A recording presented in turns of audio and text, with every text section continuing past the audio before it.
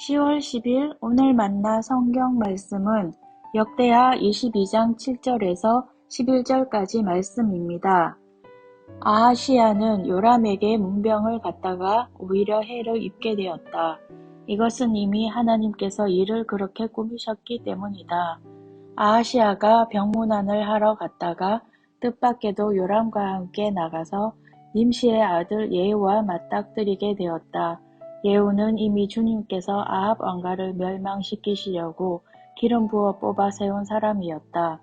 예후는 아합 왕가를 징벌하면서 유다 군대의 지휘관들과 아하시야를 섬기는 조카들까지 닥치는 대로 죽였다.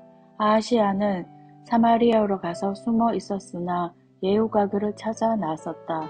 마침 예후의 부하들이 아하시야를 붙잡아 예후에게로 데리고 왔다.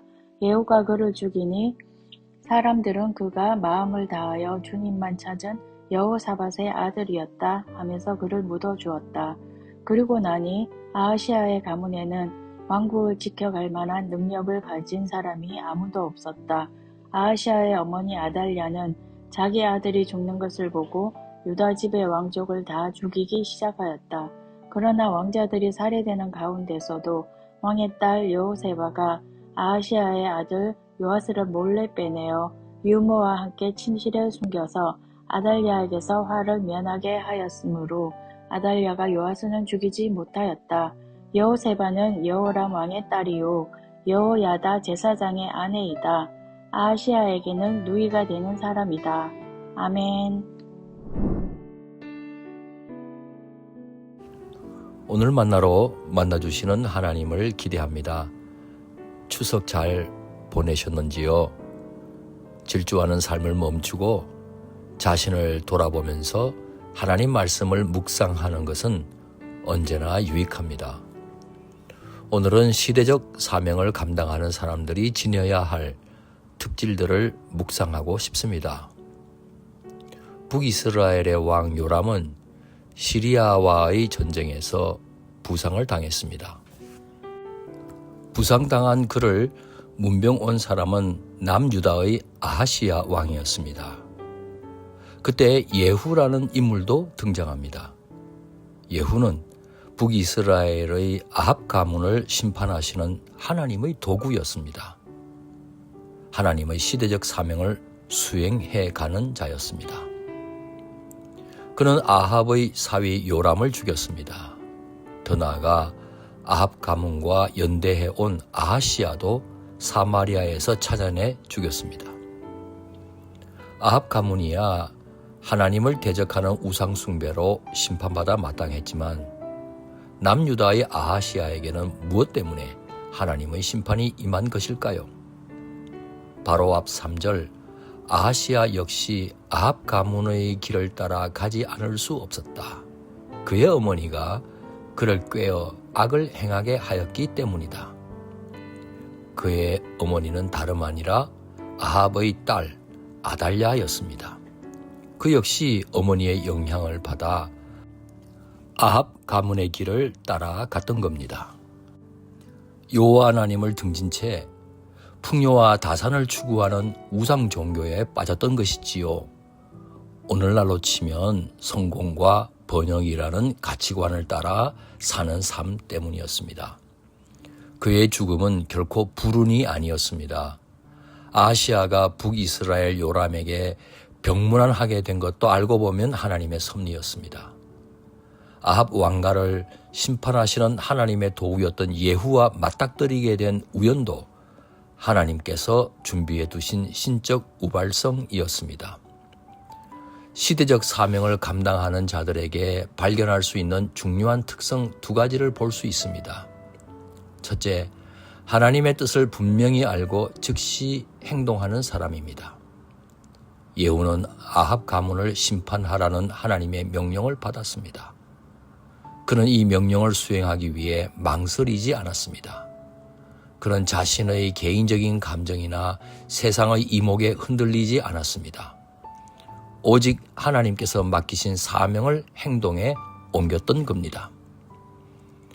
둘째, 하나님의 뜻을 수행하는 데 있어 철저한 순종을 보입니다.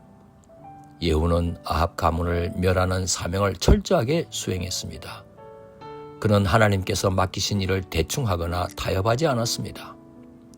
아합의 아들 요람뿐만 아니라 그와 교제하며 죄악에 물든 아하시아까지 심판의 대상에 포함시켰습니다. 하나님의 일은 적당히 해서는 안 됩니다. 우리에게 주어진 사명이 아무리 작고 보잘것 없어 보일지라도 철저히 순종하며 완수해 가야 하겠습니다. 한 선교사 출신 사역자가 선교학 박사 학위를 받자 신학교 교수가 되는 것을 꿈꿨습니다. 하지만 길은 쉽게 열리지 않았습니다. 결국 그리 크지 않은 해외 한인교회에서 선교 협동 목사가 되었습니다. 그동안 공부했던 세월은 낭비라는 생각이 스치기도 했습니다. 하지만 주어진 그 어떤 사역도 하나님께서 주시는 사명이라고 고백하며 최선을 다했습니다. 적지 않은 영혼들과 교제하며 선교를 도전하기도 했습니다. 몇 년 후 그때 교제했던 성도님들 중에 어떤 분이 선교사가 되어 그를 찾아왔습니다. 이렇게 말했습니다. 목사님의 가르침을 통해 예수님을 더 깊이 만났고 선교사의 꿈을 꾸게 되었습니다. 그 말을 듣자 거대한 사명은 아니지만 하나님이 주신 작은 사명을 충실히 감당하는 것이 얼마나 중요한지 깊이 깨달았다고 합니다. 예후처럼 거창한 사명이 아니더라도 우리 각자에게는 하나님께서 맡겨주신 사명이 있습니다. 진리와 사랑으로 임하는 자녀 양육이 그러합니다.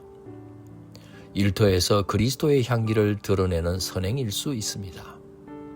때로는 누가 알아주지 않아도 교회 안에서 묵묵히 수행하는 봉사일 수도 있습니다. 중요한 것은 사명의 크기가 아닙니다. 사명을 대하는 우리의 태도입니다. 하나님의 뜻을 분명히 알고 그 뜻에 철저히 순종하는 것입니다. 사랑하는 성도 여러분, 지금 여러분에게 맡겨진 사명은 무엇입니까? 주저하지 마십시오. 하나님께서 여러분과 함께 하십니다.